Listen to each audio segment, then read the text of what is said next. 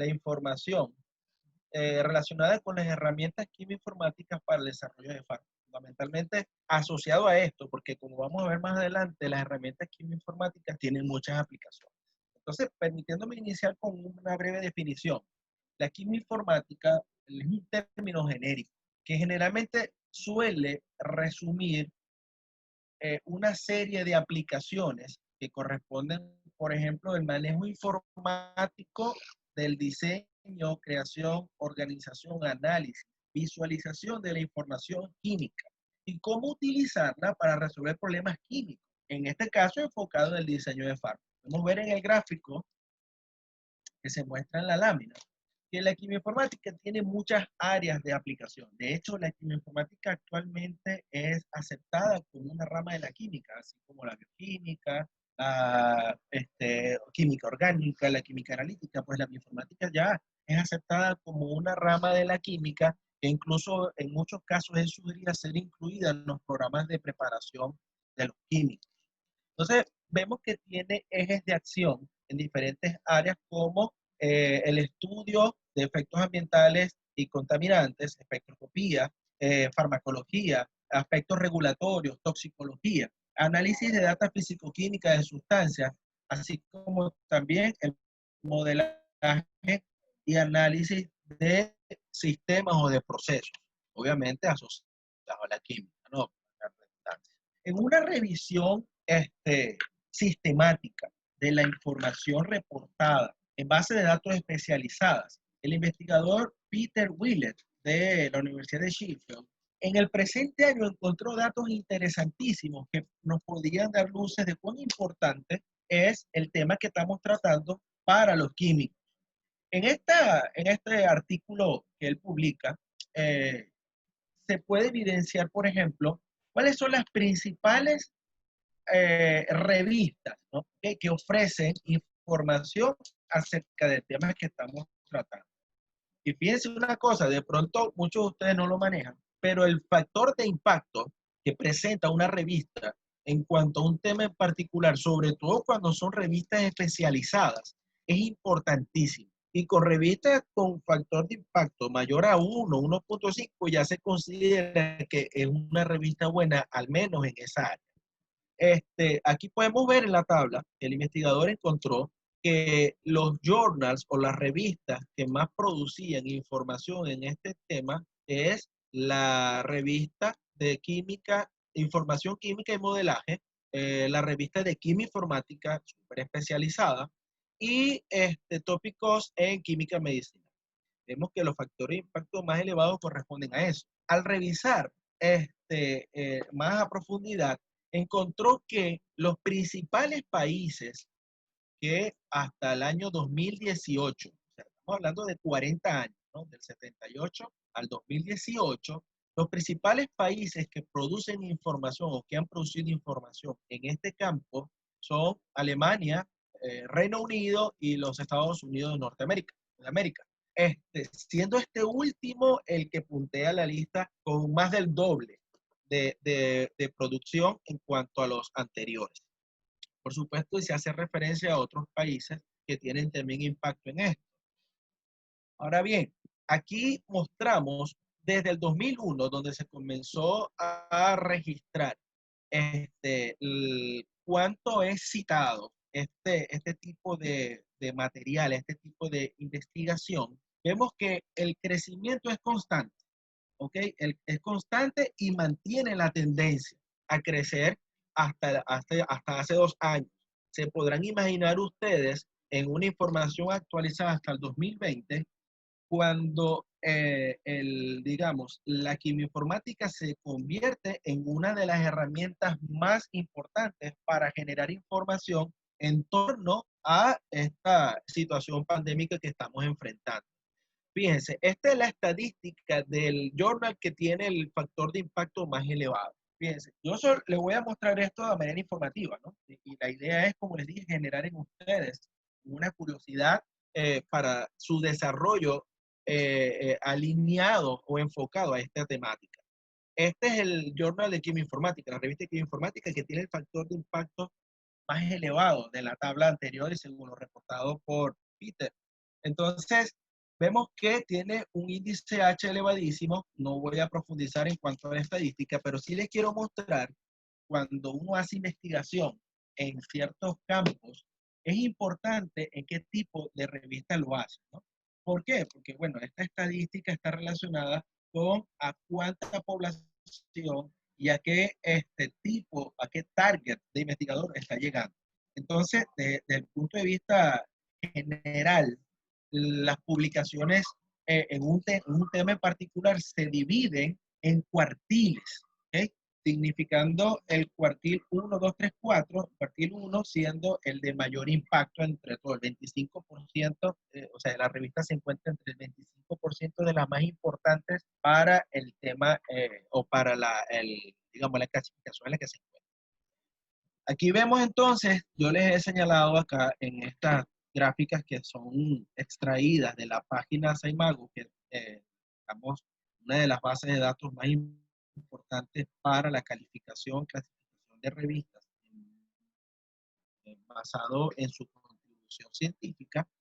Vemos que coincide, ¿no? Por lo que ha encontrado el investigador Peter, en cuanto al crecimiento constante de las citas donde se utiliza este tipo de información. Y aquí vemos la clasificación. Es una revista Q1, o sea que es una revista de altísimo impacto. Pero para darle utilidad a esta información, que vámonos un poco más al detalle. Ya vimos que con esta información breve que les he presentado, definitivamente la herramienta quimioinformática, el tema de la quimioinformática, es definitivamente algo a lo que hay que prestarle atención cuando se está haciendo investigación en la química. Vamos a enfocarnos en la quimioinformática como herramienta para el desarrollo de fármacos, el título de la charla. ¿De dónde partimos nosotros? Todo desarrollo, toda sustancia, todo producto, y sobre todo en la actualidad, está basado en una necesidad, o está fundamentado en una necesidad. Para el caso de los fármacos, de los medicamentos, obviamente, la necesidad es una estrategia terapéutica que esté diseñada para el tratamiento de una enfermedad, obviamente, ¿no? Entonces, lo primero que se hace es que identificar la enfermedad. En este gráfico extraído de esta revista, se muestra que luego de identificar la enfermedad, aquí se hace una referencia general, se identifica la enfermedad y también está haciendo referencia al tiempo que tarda en desarrollarse la droga. Una vez que identifica la enfermedad, hay una persona donde como proteómicas o condiciones donde alguna proteína está involucrada en el proceso patológico, la referencia dice que se trata de 2 a 5 años. Yo quiero que ustedes recuerden este número, de 2 a 5 años, en entender cómo el mecanismo o cómo la enfermedad se desarrolla. Por ejemplo, estoy seguro que ustedes han escuchado por allí y probablemente muchos tienen experiencias eh, de primera persona con situaciones o con enfermedades asociadas a degeneraciones, a enfermedades neurodegenerativas, ¿okay? Como el Parkinson, el Huntington, que se han escuchado mucho por ahí. Son enfermedades que aún no encuentran cura, que aún están siendo estudiadas y que se conoce desde su fundamento que está asociado a una aberración en el sistema proteómico o en el proteoma humano, es decir, a nivel de proteínas. Para los que ya han estudiado química orgánica 2 y quizás algunos ya han visto bioquímica, ya saben de qué estoy hablando cuando hablo de proteínas. Entonces, el Parkinson, el Huntington tienen más de 5 años de haber sido descubiertos y diagnosticados, pero hasta la actualidad no se encuentra una estrategia que permita curarlo. Hay procesos o hay terapias paliativas de los efectos de la enfermedad, pero no hay una cura para la enfermedad como tal. Se sigue investigando. Luego de esto, ¿cuál es el siguiente objetivo? Es encontrar un medicamento, una droga, que sea efectiva contra la enfermedad. y a esto le atribuyen cerca de 2 a 5 años más en esta investigación. Posteriormente vamos a ver que estos periodos son ajustados. Una vez que la droga es encontrada, y hasta ahorita estamos hablando estrictamente de un proceso experimental, ¿ok? Un proceso experimental, todo es ensayo y error, todo es con el método, ensayo y error, no, todo es basado en el método científico, mejor dicho, ¿no? De 2 a 5 años. Comienzan los ensayos preclínicos, y ahí, bueno, están, probablemente aquí vayan a saltar los protectores de animales, pero lamentablemente hasta ahora la mejor manera de hacer ensayos en organismos vivos es utilizando animales modelos, animales de ensayo. Estos ensayos preclínicos permiten determinar cuáles son las estructuras químicas de mayor interés para el tratamiento, para la enfermedad que se está buscando. Una vez que esto se encuentra, ¿qué es lo que el producto en este nivel? Encontramos toda una librería, toda una cantidad de estructuras químicas que pueden tener actividad para la enfermedad que se está buscando. Hay varios estadios en estos ensayos preclínicos que van desde animales pequeños hasta primates, ¿okay? Y por eso tardan de 1 a 3 años en hacer estos ensayos. Una vez que se ha encontrado cuál es el candidato, el líder, la droga principal con la mejor relación, efecto, toxicidad, ¿okay? Y eliminando efectos colaterales, se procede a la formulación de la misma y el escalado a ensayos posteriores, que va a ensayos clínicos en humanos. Este periodo establece de 2 a 10 años porque considera, previo a la aprobación por las entidades gubernamentales que corresponden, considera también el monitoreo post comercialización de la droga. Es decir, una constante revisión de los efectos que puede tener la droga al ser probado en diferentes, digamos, poblaciones. Entenderán ustedes que no todas las personas van a responder de una misma manera a, a un determinado fármaco. Ok, para poder investigar acerca de esto, es necesario conocer, digamos, en esta etapa que está aquí, desde la identificación de la enfermedad hasta la prueba en ensayos en humanos, la prueba clínica en humanos, ¿okay? Es necesario entender cómo la droga o cómo la estructura que estás probando actúa a nivel de los sitios específicos que deseas atacar.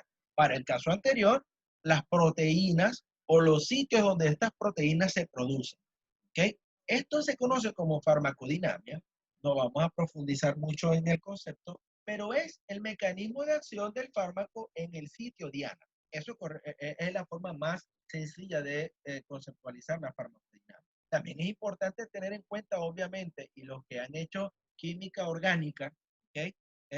Síntesis orgánica, saben que cuando ustedes en el laboratorio los ponen a sintetizar un compuesto, ¿qué le hacen? Punto de fusión, solubilidad, pureza, si es un líquido, le hacen índice de reflexión, es decir, propiedades físico-químicas. Esas propiedades físico-químicas son muy útiles al momento de evaluar los mecanismos a través de los cuales el fármaco va a ingresar al cuerpo.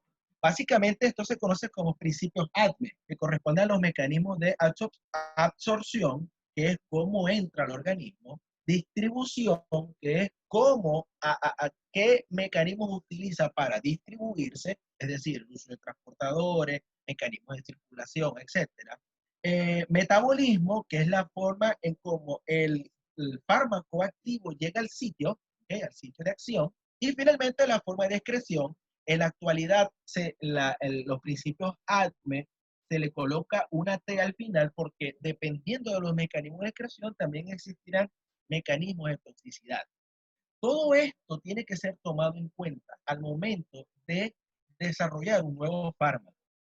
Entonces, en otra investigación, Peniche y colaboradores han establecido una escala diferente, donde manejan cada una de las etapas del diseño de fármacos, pero esta vez considerando las herramientas quimioinformáticas, es decir, el modelaje in silico y el ensayo in vivo e in vitro. Es decir, in vitro es aquel ensayo que se hace en organismos vivos bajo condiciones controladas, es decir, un cultivo bacteriano, un virus que se puede, digamos, evaluar en un medio de cultivo, etcétera.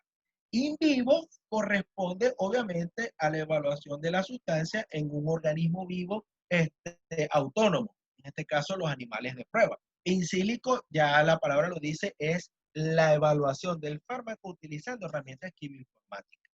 Entonces, luego de establecer la fase de investigación básica, es decir, definir el objetivo, estandarizar los métodos y cuantificar el fenómeno biológico que corresponde a la fase de evaluación in silico, in vivo, in vitro, corresponde la evaluación de librería y la generación de análogos. Aquí, los sistemas quimioinformáticos, los modelos quimioinformáticos juegan un papel importantísimo, como les voy a demostrar un poquito más adelante. Entonces, las herramientas quimioinformáticas manejando la información fisicoquímica de la sustancia y algunas de las informaciones obtenidas a partir de los modelos in vitro, por ejemplo, nos permite identificar en la estructura que estamos evaluando el farmacóforo. Entiéndase como un farmacóforo el concepto de aquella región de la estructura química que tiene o a la que se le atribuye la propiedad biológica. ¿Ok? Esa sustancia o esa parte de la estructura es la que es responsable de generar el efecto farmacológico una vez que encuentra la diana o el sitio activo donde él va a hacer su actividad biológica, donde va a ejercer su actividad biológica. Entonces, hay algunas aproximaciones como la QSAR, que las voy a explicar un poquito más adelante, la ADMET, ahora sí, involucrando la parte de toxicidad, las evaluaciones farmacocinéticas y la mutagenicidad que está asociada a la parte toxicológica del fármaco. Así vamos evolucionando hasta encontrar al final, en cada uno de estas calles, de estos conceptos, la evaluación en pacientes. Ahora fíjense, el ajuste de la escala en tiempo, el ajuste de la escala en tiempo para la producción de un fármaco. Todavía siguen siendo 10 años desde la investigación básica hasta el mercadeo. Fíjense que aquí no incluye por completo el seguimiento postventa, sino que aquí está el inicio del seguimiento postventa, o sea, el registro y mercadeo de la sustancia activa, su producción, y de ahí en adelante comienza la distribución a la población target, que va a ser objetivo del tratamiento, de la estrategia médica. También es importante que vean acá cómo esto correlaciona con el costo, los costos relacionados dependiendo de las dificultades y dependiendo del punto donde nosotros partimos a producir un fármaco. Y eso lo indica acá la flecha en gris. A medida que nosotros vamos más atrás, o sea, más al inicio de la flecha en gris, vemos que la cantidad de dinero obviamente es mucho más elevada a invertir. La inversión es mucho más alta. En otra escala, permítame tomar un trago de agua, por favor, donde se hace referencia a exactamente las mismas etapas, ya un poco más de tecnicismos, ¿ok? En este caso, este investigador, Saldívar González, en en su, digamos, artículo, establece la etapa de evaluación preclínica, esta que está acá, que corresponde a los ensayos en animales, conjuntamente con la etapa de descubrimiento de investigación básica, como uno de los mecanismos para reposicionamiento de fármacos. Y aquí es donde está una de las claves para el uso o la potencialidad de las herramientas quimioinformáticas. Vamos a profundizarlo en las siguientes láminas. Fíjense, utilizando, por ejemplo, de las herramientas que anteriormente se tomaron, ¿ya?, para el desarrollo quimioinformático de una sustancia activa o de un candidato a droga, las aproximaciones de relación cuantitativa, estructura actividad y estructura propiedad son fundamentales. ¿Okay? Para esto, inicialmente, se requiere obviamente de la estructura, la naturaleza química del fármaco que queremos eh, eh, estudiar, ¿ok? Establecer algunos modelos experimentales o actividades experimentales que me permitan, a través de modelaje y descriptores moleculares, establecer alguna relación entre la funcionalidad química de la estructura y la actividad que se está estudiando. Entonces, estos modelos, estos dos, de los muchos que se pueden manejar, no los puedo tocar todos, ¿no? Pero entre estos dos, de estructura de actividad y estructura de propiedad, se manejan al menos 6 niveles. ¿Okay? En el primer nivel es la correlación fundamental de la actividad con propiedades moleculares globales, es decir, las propiedades físico-químicas como solubilidad, acidez, digamos, hidrofobicidad, que está también evaluado en el log-P, la hidrofobicidad y la solubilidad. Y así vamos avanzando en los diversos niveles de la aplicación de la relación eh, cuantitativa estructura-propiedad. Bien, avanzamos en cada uno de ellos y vemos que el sexto nivel es el que permite incluso incorporar ya modelos donde ya digamos, se consideran situaciones que permiten, digamos, considerar las condiciones cuando el fármaco llega al sitio activo en un sistema vivo.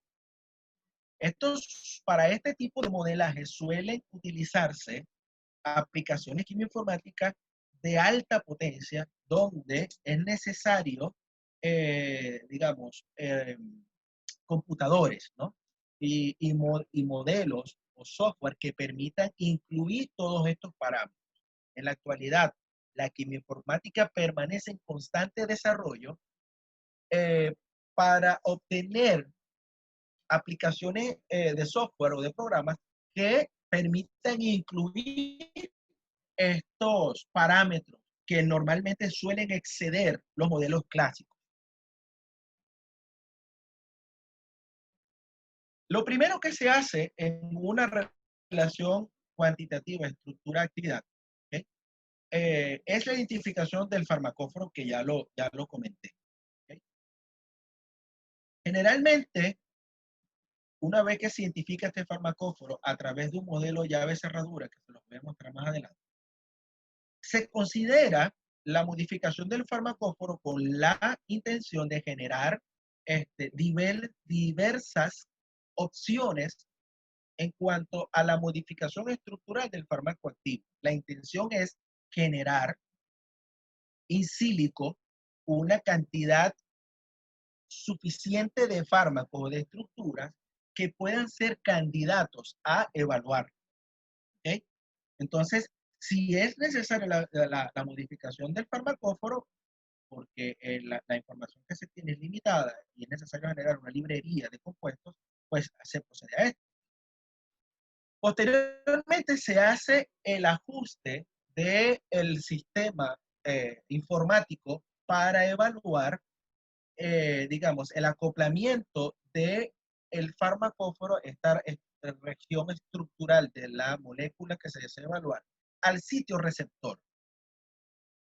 Una vez encontrada un, un ajuste adecuado, que generalmente suele ser relacionado con funciones matemáticas que me indican, bien, basado en términos energéticos o basado en términos topológicos, refiriéndose a la estructura como tal, desde el punto de vista numérico, ¿cuál de ellos tiene la mejor relación o el mayor potencial de funcionar como droga al acoplarse al sitio receptor o al sitio diana, sitio de interés? De esta forma, hay algo ahí que está, voy a darle acá, hay una persona que está intentando ingresar y me está tapando la pantalla. Este, no sé si la van a aceptar o no sé, pero necesito que eso se quite, que no me deja ver la pantalla. Ok, gracias. Eso. Bien, basado en ese tipo de aproximaciones donde se realiza la modificación farmacofórica, es decir, aquella región estructural de interés, en la sustancia activa, se desarrolla la librería de compuestos, se comienzan a evaluar desde el punto de vista computacional, se generan los índices de acoplamiento desde el punto de vista topológico o energético, se obtienen entonces los candidatos a ser evaluados en los ensayos in vitro, in vivo y ensayos clínicos posteriores.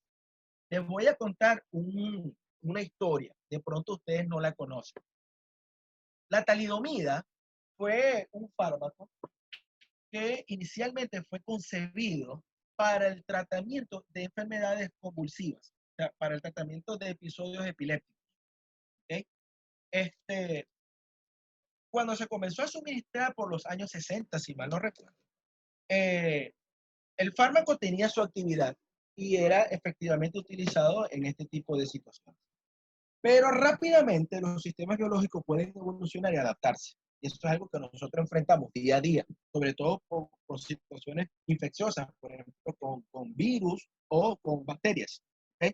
En el caso de la talidomida, ella perdió potencia como fármaco antiepiléptico.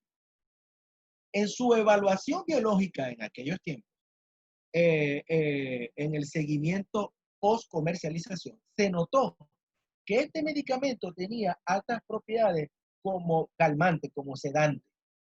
¿Okay? Y comenzó a utilizarse en algunos pacientes. Luego de esto se encontró que este fármaco también tenía un potencial increíble en el tratamiento de los trastornos asociados a la mujer cuando está en estado de gestación. Entiéndase, estos malestares de fatiga, los vómitos, los mareos. La talidomida demostró ser uno de los fármacos más potentes en aliviar estos, ¿cómo se llama? Estas características o me va la palabra, estos síntomas en la mujer embarazada. Y por supuesto, toda mujer que quería salir de estos síntomas rápido, solicitaba a su médico o el médico le recetaba el medicamento. ¿Qué pasó? Luego de un tiempo se comenzó a observar el nacimiento de niños con una condición que se llama focomelia. Y se llama focomelia es porque los niños nacían con sus extremidades acortadas, las extremidades, digamos, brazos y piernas. Nacían con sus extremidades acortadas, pareciéndose a las focas. Las focas tienen las patitas cortas y los bracitos también. Entonces, por eso se le denominó focomelia. Cuando comenzaron a hacer los estudios de por qué los niños estaban naciendo así, encontraron en los estudios de comercialización postventa que todas las mujeres que habían tenido partos con niños con estas características habían consumido talidomida como fármaco para el tratamiento de los malestares del embarazo. En esto comienzan a estudiarlo y demuestran que la talidomida es un potente fármaco teratogénico, es decir, que puede inhibir la reproducción de las células endoteliales que son responsables de la formación de la vasculatura. Entonces, si no hay vasculatura, por supuesto, no se pueden desarrollar las extremidades. Y alguno que de pronto haya por curiosidad leído de cómo se comienza a desarrollar las extremidades, saben que depende de la extensión de la vasculatura para ir irrigando sangre hasta los sitios más distantes. Obviamente también existieron situaciones asociadas a órganos, donde aparecían niños con órganos deformes o sencillamente que no se desarrollaban. Inmediatamente se detuvo el uso de la talidomida, pero, y aquí viene, digamos, una parte importante del desarrollo de fármacos. Hubo un médico que conservó talidomida para sus investigaciones. Y como ya sabía que tenía un efecto teratogénico, la comenzó a utilizar en pacientes que tenían una condición llamada eritema leproso nodular. No voy a mostrar la foto porque son un poco desagradables, pero fundamentalmente es aquella condición donde la piel debido a un proceso neoplásico, un proceso de malformación del tejido, comienza a caerse como si fuera la lepra. Por eso se llama eritema leproso nodular. Cuando él trató a un paciente con la talidomida tópica, ni siquiera se la dio tomada, se la dio tópica, es decir, la preparó en una crema y se la colocó en los sitios donde estaba la afección. 7 semanas fueron suficientes para observar una reversión total de la lesión. Esto le dio un nuevo impulso al fármaco, pero pasó mucho tiempo y existieron muchas personas afectadas entre que se demostró la teratogenicidad de la talidomida y su potencialidad en el tratamiento para el eritema leproso nodular. Cerca del año 80, es 20 años después, cuando la FDA aprueba, 80-90, la FDA aprueba el uso de la talidomida para este tratamiento.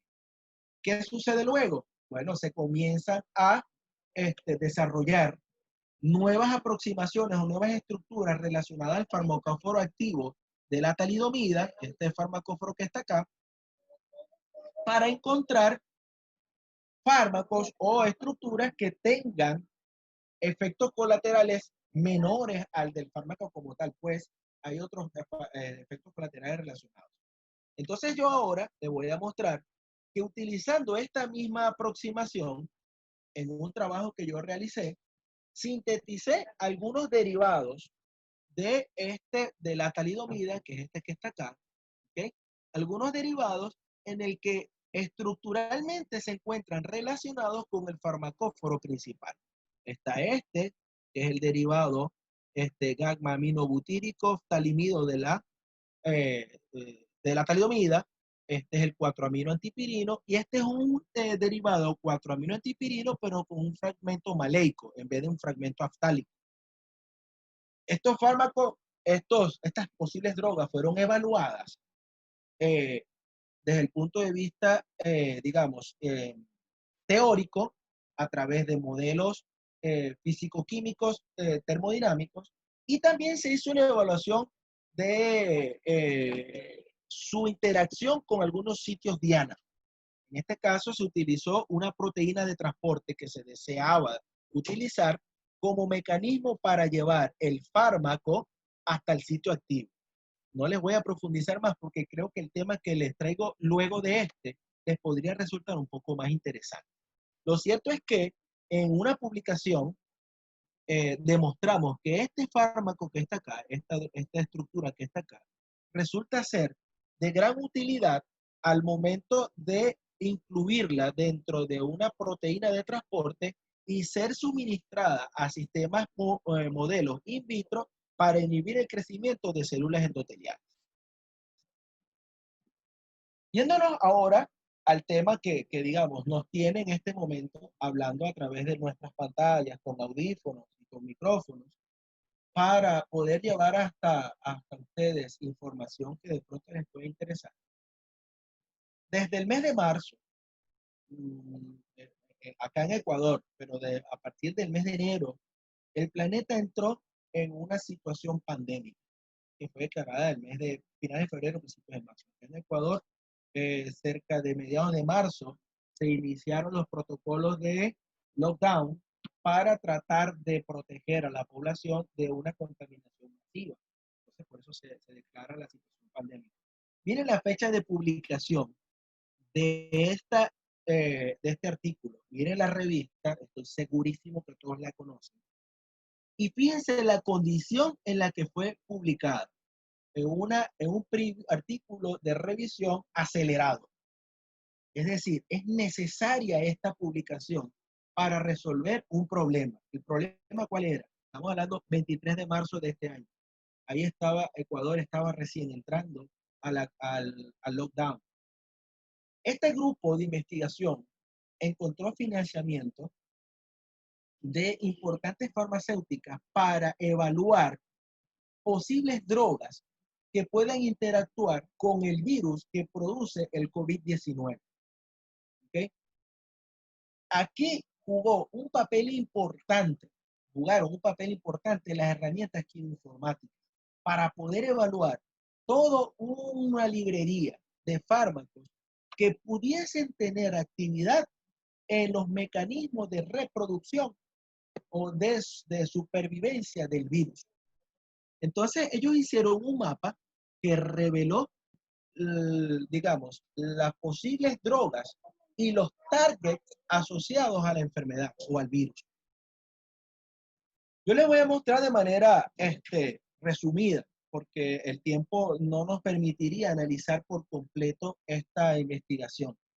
Pero fíjense las estructuras que ellos evaluaron partiendo de una librería, ¿ok?, en la que se conoce que estas estructuras tienen actividad antiviral. ¿Ok? Entonces, eran cerca de 70 estructuras luego de un primer cribado bioinformático, y entiéndase por bioinformático, el estudio quimioinformático de los sistemas biológicos. Es decir, ahora no solamente voy a estudiar el fármaco, la estructura farmacológica, sino que también voy a estudiar el sitio o la estructura biológica a la cual el fármaco está dirigido. Eso me permite entonces hablar de bioinformática.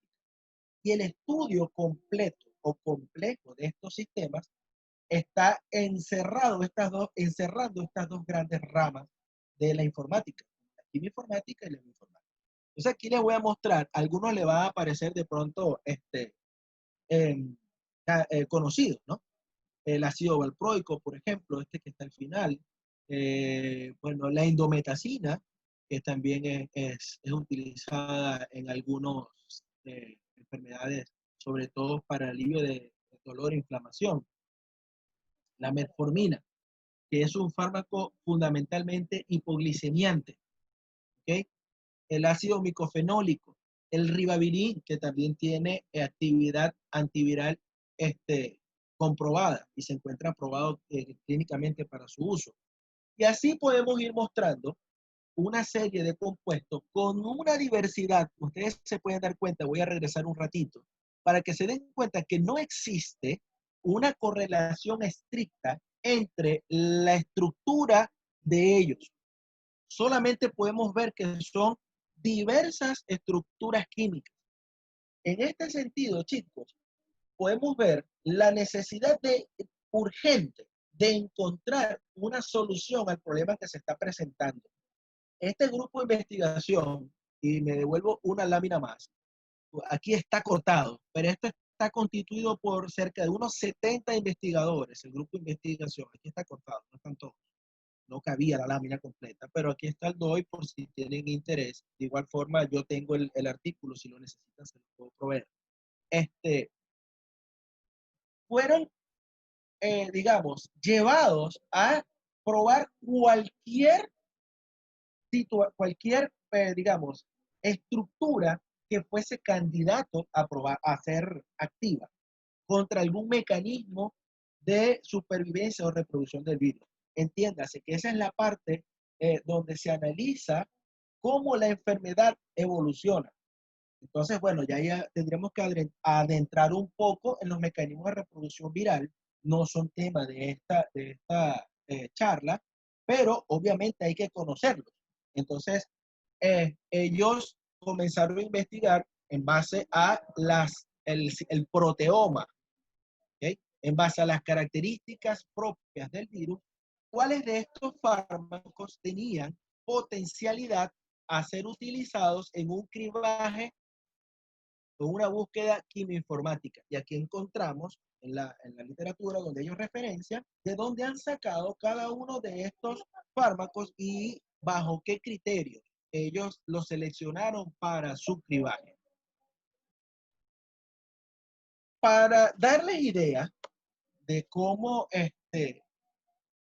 ellos realizaron este estudio, luego de toda una gran librería, una biblioteca de estructuras, ¿okay?, ellos seleccionan ciertas partes o ciertos objetivos, proteínas que constituyen el virus, para probar sobre ellas la función que puede cumplir cada una de estas estructuras.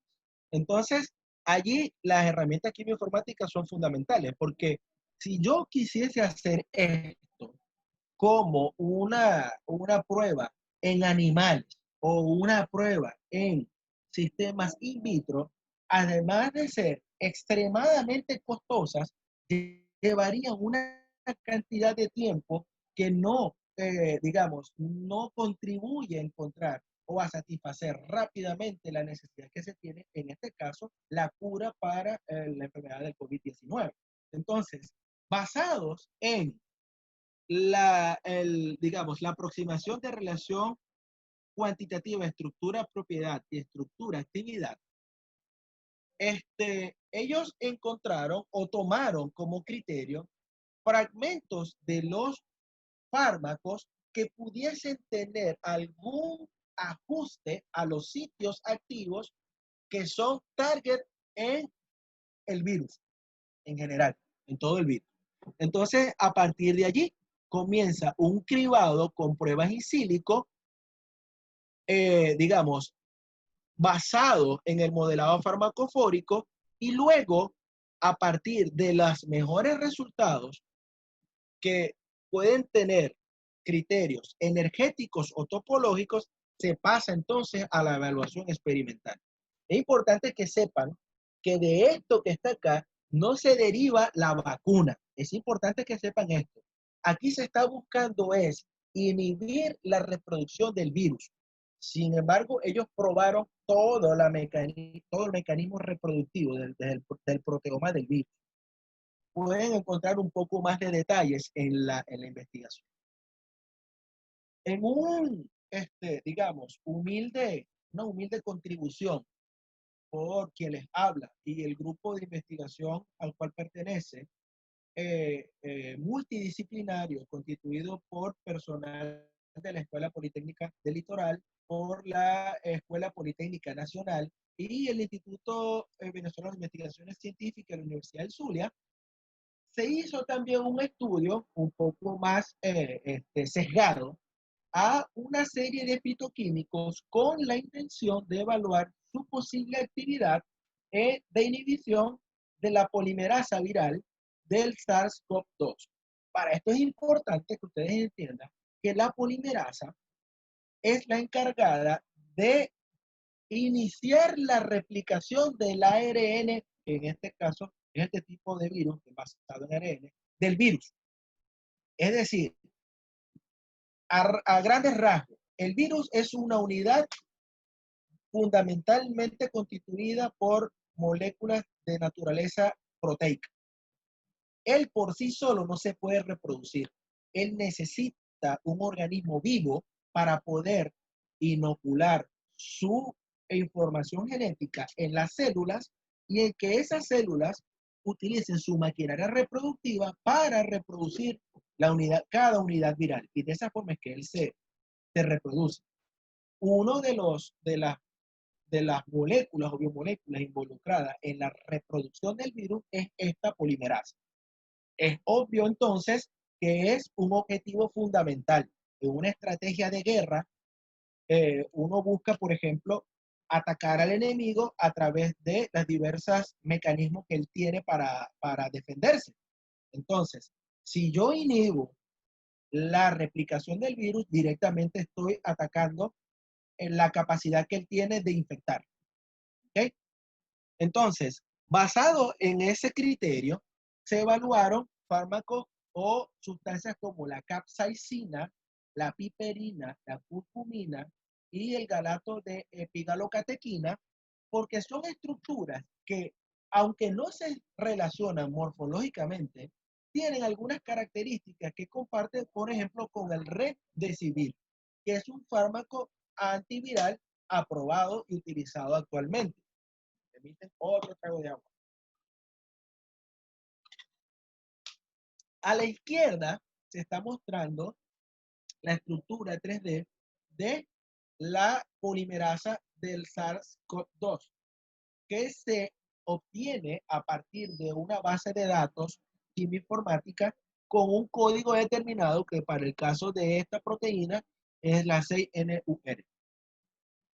Utilizando diversas aproximaciones, se permitió, y aquí yo solamente les voy a mostrar los resultados obtenidos para la interacción de estos fármacos con diversos puntos topológicos de la proteína que se conocen como bolsillos.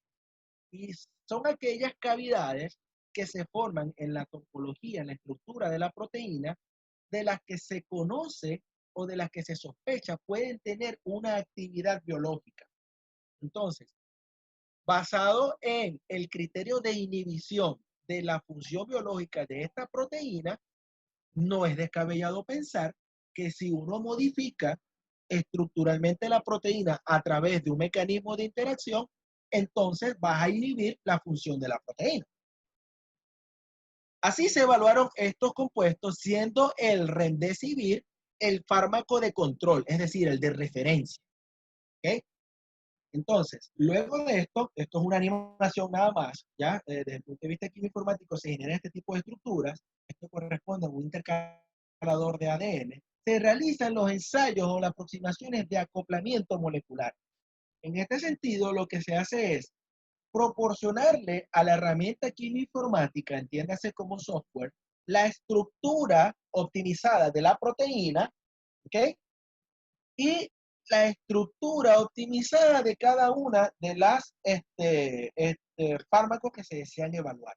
Se le dan ciertas condiciones para tratar de simular el entorno biológico, como por ejemplo moléculas de agua, aniones y cationes presentes, pH del sistema, para que entonces a través de aproximaciones matemáticas, ¿okay? De diversos modelos, el sistema o la computadora pueda calcular algunos números, algunos criterios. En este caso voy a mostrar los criterios basados en el acoplamiento para cada uno de los fármacos con la proteína en cuestión.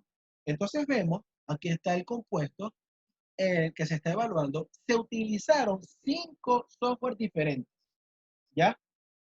En esos software se dieron las condiciones, se proporcionaron los valores necesarios y las características necesarias del fármaco para considerar cada uno de los modelos, cada software maneja un modelo diferente, para considerar cada uno de los modelos de manera tal que nos diera información energética del acoplamiento. Obviamente sabemos que entre más negativo y la magnitud mayor de la energía libre de interacción sea, entonces más probable y más posible, ¿no? Dicho, más probable es que ocurra esta interacción. Por lo tanto, sería un criterio adecuado para predecir que este fármaco puede entrar en contacto con esa proteína. A la derecha, en la parte central, perdón, se dan los valores en kilocalorías mol de las energías de interacción de estos fármacos con la polimerasa. Y a la derecha se hace referencia, uno, al tipo de interacción y dos, al residuo aminosídico con el que el fármaco está interactuando. Vale resaltar que se muestran los valores para las mejores interacciones encontradas. Es decir, no es que yo vengo, coloco el fármaco y en el primer resultado que encuentro, ese es el que tomo. No, se hacen una serie de interacciones en las diversas posibles cavidades. De esto se encarga el software, de evaluar cada una de las cavidades donde el farmacóforo puede entrar.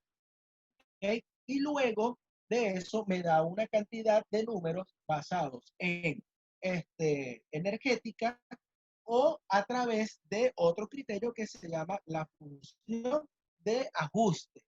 ¿Okay? Que se la voy a mostrar más adelante. Entonces, aquí están los valores energéticos para cada uno de los fármacos y los sitios donde interactúan y el tipo de interacción. Entonces, aquí tenemos interacciones electrostáticas, como SI, e interacciones de puentes de hidrógeno, por ejemplo, ¿no? Seguimos mostrando y aquí están algunos de los parámetros físico-químicos con los que se alimentaron cada uno de los modelos computacionales para originar los valores anteriormente mostrados. Vemos que está el coeficiente de partición, que es una excelente forma de evaluar la lipofilicidad o hidrofilicidad de un fármaco, es decir, la capacidad que él tiene de estar en contacto con medios acuosos o con medios no acuosos. Entiéndase que la proteína como tal, en general, las proteínas se consideran entornos hidrofóbicos. Ellas no son muy ávidas de interactuar con el entorno acuoso, ¿okay? Sobre todo en el interior de la proteína.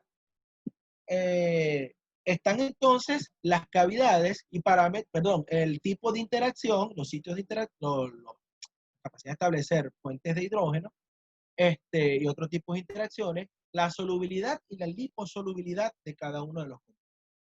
Chévere.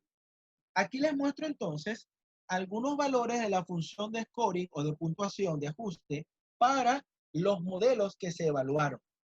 ¿Okay? Aquí están los 5 modelos: MolDoc, PreRank, Lance, Doc y Autodoc, que son las herramientas quimioinformáticas, muchas de ellas disponibles de manera gratuita, software abierto. De hecho, muchas de ellas se manejan, digamos, como estaciones de trabajo, es decir, cada uno de ustedes en su casa tiene un enlace remoto a un servidor donde reposa la herramienta quimioinformática, accede a través de una cuenta que es gratuita al servidor, introduce la información que desea evaluar y permite que el servidor o el software haga los cálculos sin necesidad de estar utilizando tu computadora. Dado que generalmente se necesitan, esto sí es importante, se necesitan computadoras con una potencia de cálculo elevada.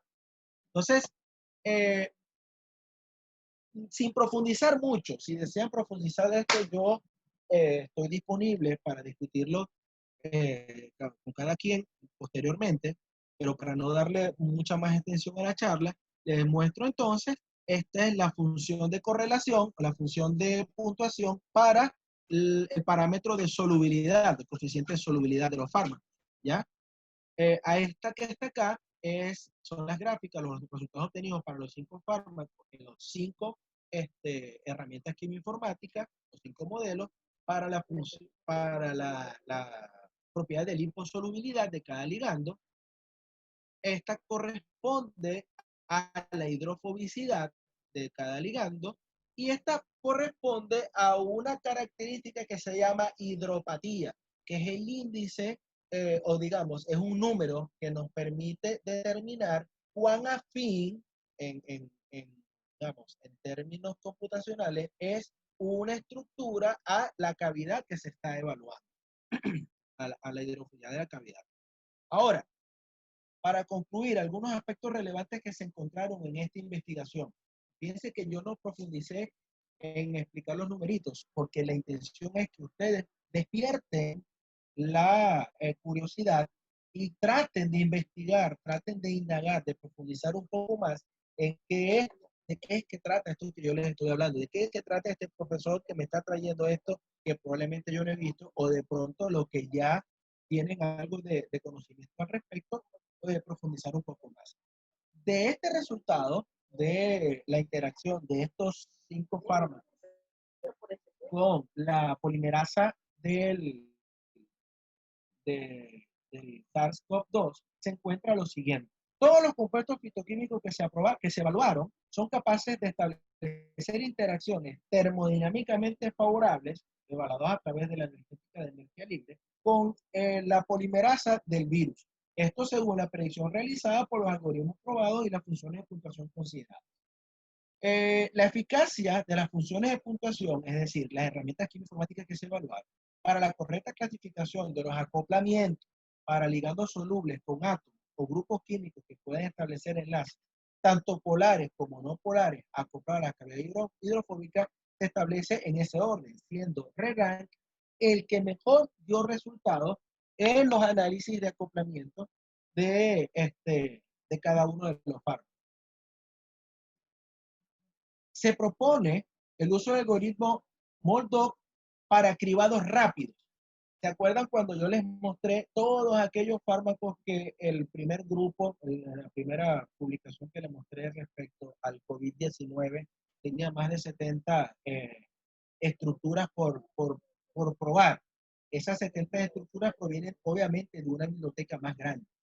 Entonces, a veces se hace necesario, en términos de economía de cálculo, hacer un cribaje rápido que permita obtener cuáles son las estructuras más favorables. En este caso, para nuestro estudio, Moldoc es esta herramienta, se propone esta herramienta para el cribaje rápido y RedRank para el refinamiento de cuáles son las estructuras más probables, indistintamente de la polaridad o de la hidrofobicidad que se estén evaluando. ¿Okay? Y finalmente, de los resultados que se obtuvieron, el fitoquímico capaz de establecer el acoplamiento más favorable con la proteína viral fue la piperina, incluso superando los parámetros termodinámicos que muestra el Remdesivir, que es el fármaco aprobado por la FDA como antiviral. Bien, chicos, a nosotros los científicos, y yo me meto en ese grupo porque, bueno, algo estoy haciendo en ese campo, ¿no? A lo mejor no tanto como el grupo que evaluó esa, ¿cómo se llama? Esa librería grandota de fármacos, ¿no? Pero algo hemos estado haciendo. Nos han estado presionando bastante para encontrar soluciones a esta situación actual que nos afecta. Yo quiero que ustedes vean o que relacionen cuando les dije al principio, guarden este número en la cabeza. Solamente entender cómo funciona la enfermedad puede llevar de 2 a 5 años.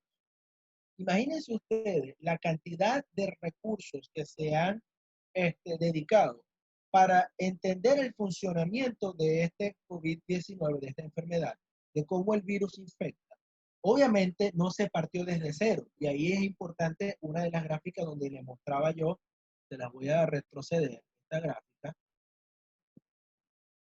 un ratito, esta gráfica, donde es importante el punto de partida de donde comienza la investigación. Para el caso del COVID-19 no se comenzó desde cero. ¿Por qué? Porque ya se tiene conocimiento del funcionamiento de los virus tipo corona. Ya eso se conoce, se sabe que están constituidos por una cápside proteica, que tienen una proteína que es fundamental para hacer interacción con los receptores celulares en el humano. Todo eso se conoce. La cuestión era encontrar, uno, cuál fármaco era el más adecuado para inhibir uno de los mecanismos de supervivencia de replicación del virus, y en paralelo también desarrollar una vacuna que permita a nuestro sistema inmune reconocer ese cuerpo extraño, ¿okay?, que está entrando a nuestro organismo y atacarlo desde el punto de vista biológico. Eso es otra aproximación, eso es otro mecanismo diferente. Yo quiero que ustedes entiendan que en estos trabajos no se busca el desarrollo de una vacuna, sino se busca el desarrollo de un fármaco que permita inhibir la actividad biológica de este virus.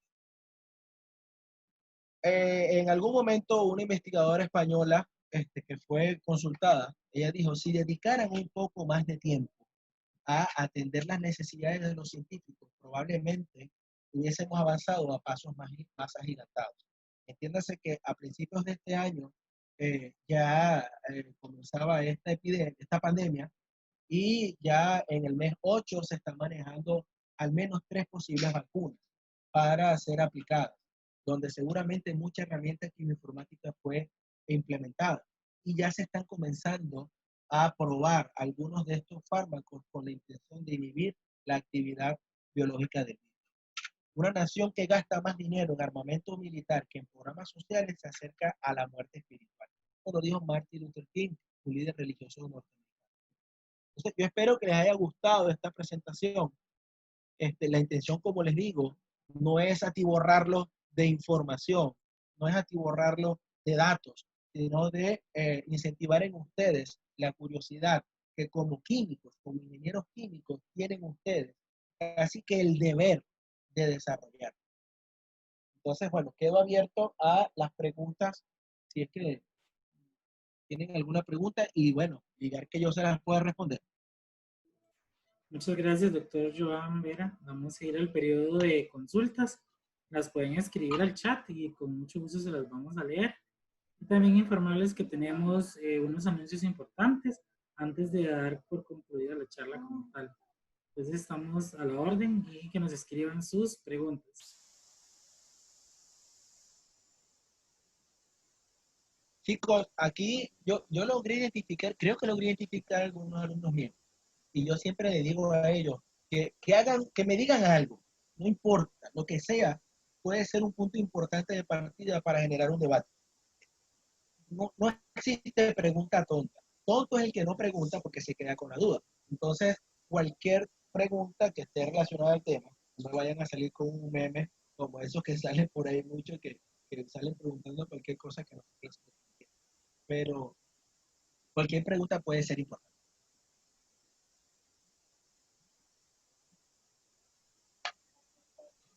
David Bulnes nos dice, buenas tardes, doctor. Quisiera saber de alguna literatura con la que se podría iniciar para abordar esas herramientas quimioinformáticas.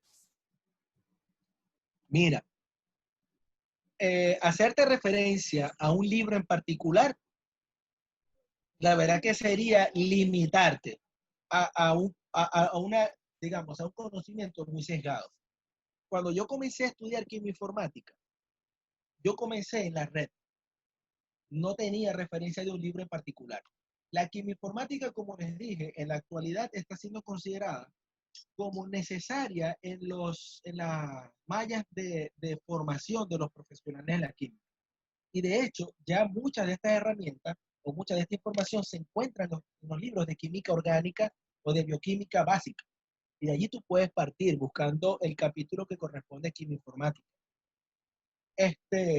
Sin embargo, basta con introducir la palabra quimioinformática en el Google y estoy seguro que vas a encontrar desde la Wikipedia, que no es la que yo recomiendo como herramienta base, pero desde la Wikipedia hasta cualquier libro especializado que te puede dar información.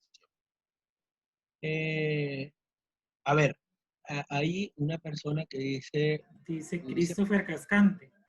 ¿Podría ajá, indicar algunos softwares utilizados en quimioinformática? sí, mira, Christopher, yo te voy a dar una idea, ¿no? Aquí en la misma láminas que yo te mostré, están algunos de los software que se utilizaron para esta investigación y que te podrían ser de mucha utilidad. Fíjate, este semestre yo estoy dictando la materia de química inorgánica. ¿Ok? En este semestre yo estoy un poquito alejado de lo que yo hago. Sin embargo, a mis estudiantes, y aquí entre nosotros, que quede entre las 50 personas que hay aquí, ¿no? Yo utilizo un software que yo recomiendo a los estudiantes para la edición de estructuras. Es decir, hay un software, digamos, gratuito que lo provee la empresa ACD Labs, que se llama ChemSketch. Ese software te permite dibujar estructuras químicas, pero yo creo que ellos no han descubierto que ese software te da mucha otra información. Con ese software que es gratuito, ya tú puedes comenzar generando este tipo de información que te voy a mostrar aquí. A ver, a ver, que me fui muy atrás, te voy a mostrar lo que utilizamos en nuestra investigación. Aquí está, Moldoc, ReRank, Plant, DocD y Autodoc. ¿Okay? Esos son los que nosotros utilizamos, que son para digamos, investigaciones acerca de acoplamiento o de interacción fármaco-biomolécula. Pero como sabes, y como ya te dije al principio, las herramientas informáticas se pierden de vista. Incluso algunas son utilizadas para obtener cuál es la mejor estructura o la mejor conformación espacial de una estructura desde el punto de vista energético. Y eso es dinámica molecular. Y eso es otra cosa. ¿Okay? Eso es, perdón, mecánica molecular. Aquí, este es otro tipo de estudio. Entonces, ese ChemSketch te lo puedes bajar de la red, es gratuito, puedes utilizarlo y estoy seguro que si te pones a curiosear vas a encontrar algunas funciones que te van a permitir generar estos datos. Estos datos como el coeficiente de partición, solubilidad, liposolubilidad, te puede dar información de la electronegatividad, momento dipolar de las estructuras. Esto basado en modelos matemáticos que utiliza ese software para aproximar esos valores a valores experimentales. Eso es lo que te puedo recomendar. Hay muchos otros en química orgánica y en química inorgánica también. A principio de semestre, sí, que alguno de los chicos se ve a acordar que utilicé un software que me permitía estudiar, por ejemplo, las propiedades geométricas de la estructura, uno que se llama JMOL. Ese software también te permite no solamente manejar, digamos, visualmente estructuras, sino que te sirve de interfase para proporcionar la estructura que obtuviste a software superiores que van a manejarlo desde el punto de vista mecanístico y energético. Entonces tienes JMOL, ChemSketch y estos 5 que te mostré anteriormente.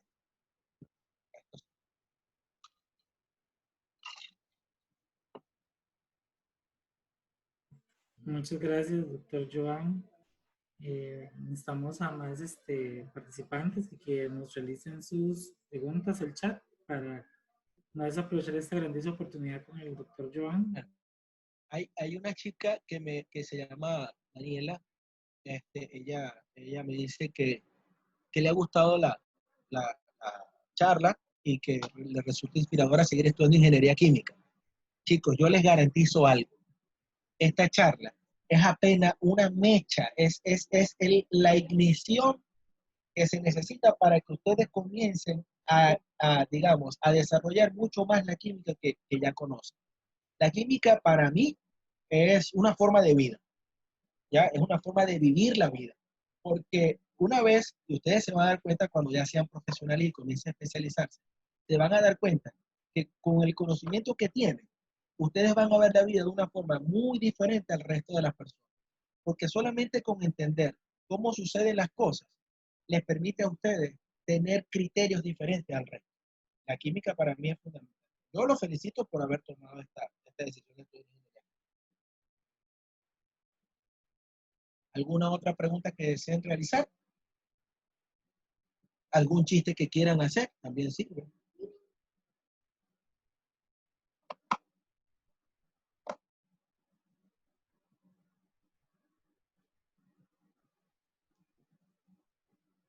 Dani, ¿tienes el audio apagado? Dice Perdón. María Sí, Peñarreta. ¿Cuáles Sí, no te fueron preocupes. aquí. ¿Cuáles fueron los factores para la selección de los diferentes modelos de correlación como el de solubilidad? Mira, María, la solubilidad es un parámetro físico-químico inherente o intrínseco de la estructura que vas a evaluar, ¿ok? Y que depende obviamente de la naturaleza química del compuesto. Obviamente, si tú estás buscando una estructura que sea compatible con entornos biológicos y conociendo que los entornos biológicos en gran medida están basados en sistemas acuosos, no te vas a poner a evaluar un compuesto que sea muy hidrofóbico. De hecho, les revelo un secreto. Uno de los principales problemas de la talidomida, este fármaco con el que yo trabajé en mi trabajo doctoral, era justamente la solubilidad, este fármaco que está aquí arriba. La solubilidad de este compuesto hacía que su biodisponibilidad fuese muy baja. Entonces se necesitaban unas dosis que a veces no ajustaban con, o no, digamos, eran, ¿cómo se llama?, dispares con el efecto terapéutico que se estaba buscando. Entonces, definitivamente, aunque no era un efecto colateral, la solubilidad era una característica a mejorar del fármaco. Fíjense una cosa, esta talidomida, cuando yo les eché el cuento, les dije que lo iniciaron probando como antiepiléptico y resultó siendo un teratogénico. Fíjense todo el camino que él recorrió para finalmente encontrar una actividad biológica importante para el tratamiento del eritema leproso nodular. Cuando se está haciendo quimioinformática, ustedes debieron notar aquí, ya se ha trancado la presentación. Un segundito. Aquí en este estudio de este grupo investigador grandote, donde evaluaron varios fármacos, ¿okay? Ellos tomaron fármacos que tienen una particularidad, y eso yo se los quería mencionar. Los fármacos que, desde el punto de vista estructural, todos son diferentes, desde el punto de vista topológico, todos son diferentes, tienen características similares en cuanto a los grupos funcionales que constituyen la molécula. Y esos grupos funcionales son garantías del establecimiento de interacciones intermoleculares que son de interés, ¿ok? Como los puentes, los puentes de hidrógeno, las fuerzas de Van der Waals, las fuerzas dipolares y las fuerzas de orden mayor, ¿ok? Son de interés y se conocen ya por literatura o por investigaciones previas que son importantes al momento de llevar la molécula al sitio de interacción. Entonces, la solubilidad no es el criterio de evaluación, es una propiedad que tú evalúas, ¿ok? Para determinar si poniendo en todo el sistema, además de la solubilidad, la lipofilicidad, la capacidad de establecer puentes de hidrógeno, la capacidad de establecer interacciones intermoleculares como fuerza de Van der Waals, el fármaco o la estructura es lo suficientemente adecuada para ajustarse al sitio activo. Sí me explico, o sea, sí trato de darte la idea. Entonces, la solubilidad es una propiedad que tú evalúas dentro de los modelos, pero no es el criterio fundamental, ¿okay? Para la aplicación de modelos. Ahora, los modelos, si te refieres a los diferentes tipos de aproximaciones que se utilizaron, uno de los criterios que se tomaron en cuenta para su selección era que ese modelo pudiese incluir el criterio de solubilidad. Ahí sí, porque es que hay herramientas quimioinformáticas que no te permiten considerar la solubilidad, la hidrofobicidad, sino que están basados en criterios básicos como, digamos, poder establecer puentes de hidrógeno. Entonces ya nada más con ese criterio o interacciones intermoleculares evalúa su fármaco. Pero eso te daría, por supuesto, resultados muy limitados. Aquellos modelos computacionales que te permitan aproximar más a la realidad biológica, esos son los más adecuados. Y en base a eso es que se escogieron los 5 que yo les mostré. Muchas gracias, doctor. Jimena Orellana dice, buenas noches, profesor. Para el desarrollo de modelos, usted mencionó un tratamiento QSPR sobre QSAR. ¿De qué se trata? Hola, Ximena. Mira, el QSPR y el QSAR se traduce para relación cuantitativa, estructura-propiedad en el caso de la P o estructura-actividad en el caso de la A. Y no son tratamientos si te refieres a ellos como una estrategia terapéutica medicinal o como una estrategia médica. No. QSPR y QSAR son aproximaciones que se utilizan para evaluar los fármacos. Y me voy hasta el QSAR. Por acá, aquí el QSAR, que son, desde aquí comienza, si lo logran ver acá, son estrategias para evaluar las estructuras. En el caso del QSAR, ¿qué dice? Relación cuantitativa, es decir, hay un número que te permite cuantificar la estructura del fármaco que estás evaluando y la actividad biológica que estás buscando. Entonces, si tú pudieses hacer una gráfica de correlación entre ese numerito bien cuantificado que se le asigna a la estructura versus la actividad biológica que estás buscando, entiéndase, por ejemplo, en el caso de inhibición del crecimiento de una bacteria, ¿ok? Y las propiedades la estructura de un fármaco, de un antibiótico. Entonces tú comienzas a meter en el modelo quimioinformático, comienzas a meter características como fuentes de hidrógeno, como grupos amino, grupos carboxilo, grupos hidrofóbicos, grupos hidrofílicos, y eso lo correlacionas con la capacidad que tiene ese fármaco de interactuar con una parte de la bacteria o con una parte del mecanismo de reproducción de la bacteria. Ahí obtienes una gráfica XY donde te va a decir cuál de los fármacos que estás evaluando es el mejor. Lo mismo aplica para QSPR, donde la P es propiedad. Entonces, en este caso, no te refieres estrictamente a características topológicas de la naturaleza de la estructura, sino a las propiedades. Ahora sí te vas a solubilidad, te vas a hidrofilicidad, a el pH donde es activo y ese tipo de propiedades. Entonces, son estrategias, no tratamientos. Muchas gracias, doctor Joan. Yo antes de dar el siguiente paso a lo que tenemos organizado, quería agradecerle porque yo también tengo una formación en enfermería y en una ocasión me preguntaron por qué estaba combinando enfermería con ingeniería química. Entonces, mi respuesta en aquel momento iba más allá de buscar una solución fisiológica a lo que tiene que ver con implantes. Pero hoy en día, en esta semana IQ, me ha llevado también a expandir más mis horizontes y de saber que la enfermería y la ingeniería química están mucho más relacionadas de lo que tal vez un estudiante de ingeniería química sin haber estado ahí me imaginaría. O igual también para mí como futuro profesional en la enfermería, que nadie lo pensaría que son complementarios. Y con su charla queda más que evidenciado de ese potencial que podemos desarrollar y también nos invita, como decía también ahora el expositor en la mañana, de que vivamos la unión de diferentes disciplinas, que no nos quedemos solamente en nuestros campos y así podemos lograr grandes cosas. Antes verdad? de... Sí.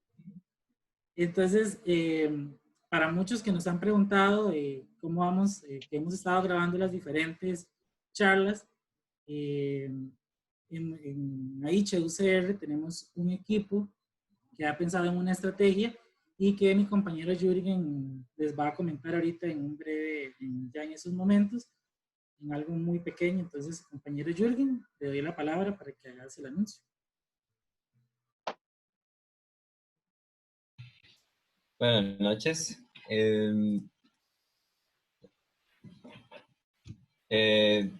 Durante unas semanas hemos estado trabajando, algunas personas de AICHE y yo.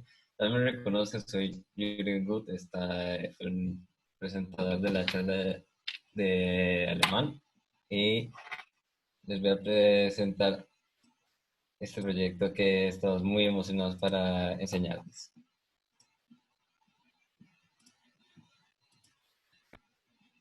¿Verdad?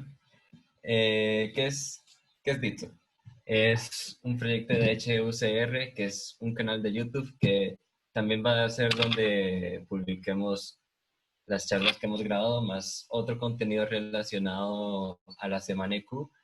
Y mientras estamos en ese proceso de publicación de todo el contenido de la semana IQ, estaremos preparando más contenido más regular para seguir publicando a lo largo del año. Y la verdad estamos muy contentos para presentarles este proyecto.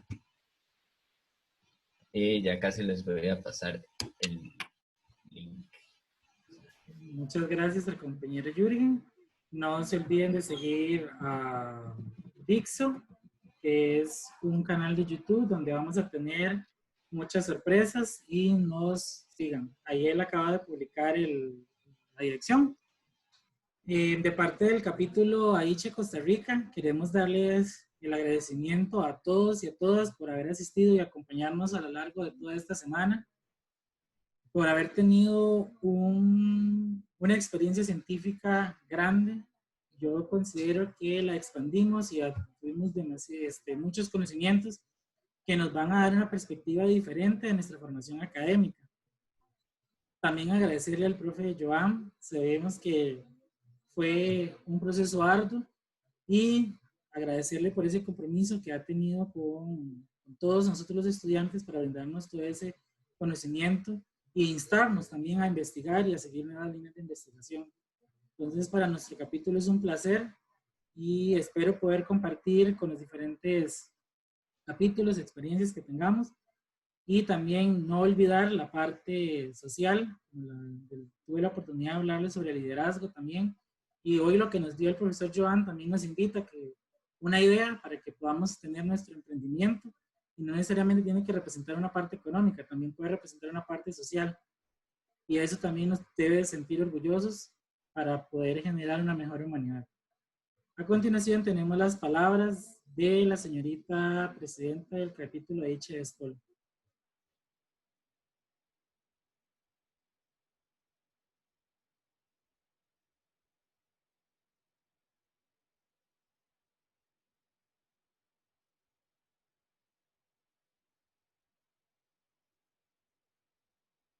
Catherine, tienes el teléfono apagado. El micrófono, perdón.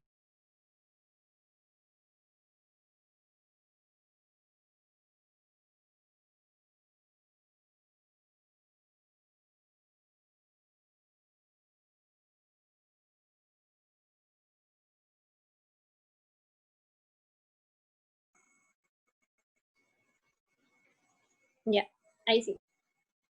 Gracias.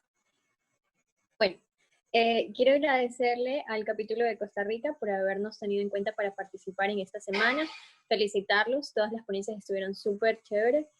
Y también nos emociona saber que podemos haber participado no solo junto a ustedes, sino también al capítulo de Honduras y de Bolivia. Muchísimas gracias a todos y también gracias al profe Joan. Muchas gracias, Catherine. Y ahorita tenemos las palabras del señor presidente del capítulo de Honduras.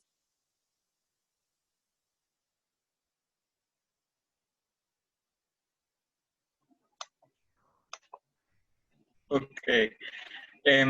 Muchas gracias, primero que todo, al capítulo de HUCR por permitirnos participar en su semana y por habernos invitado. Queremos darle las gracias de parte de toda HUNA a los ponentes que estuvieron esta semana y compartieron sus conocimientos y su tiempo con nosotros.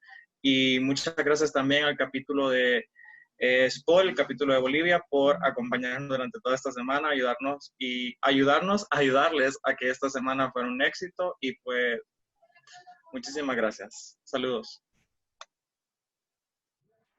Saludos.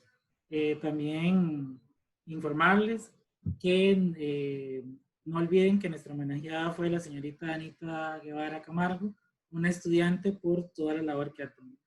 Darle un agradecimiento a Joan Vera, el doctor, por habernos dado esta conferencia de grandioso aporte científico. Nos estaremos comunicando con usted en estos días para darle un certificado de participación. Y también para nuestros queridos amigos de los 3 capítulos participantes, para cada presidente hay un certificado, no se nos han olvidado, entonces esas son las sorpresas que les tenemos, por ayudarnos a crecer y esperemos que sigamos haciendo charlas en conjunto. La comunidad científica debe estar unida y todos unidos podemos lograr grandes cosas. Espero poder compartir con los 3 capítulos, ya con Honduras lo he conocido, y muchas gracias y nos vemos. Fue un placer haberles compartido todas estas grandes experiencias. Chicos, gracias a ustedes por la oportunidad de nuevo y espero que hayan disfrutado. Y bueno, invitados a seguir avanzando en esta increíble área de la vida, la química. Que tengan una excelente noche. Saludos.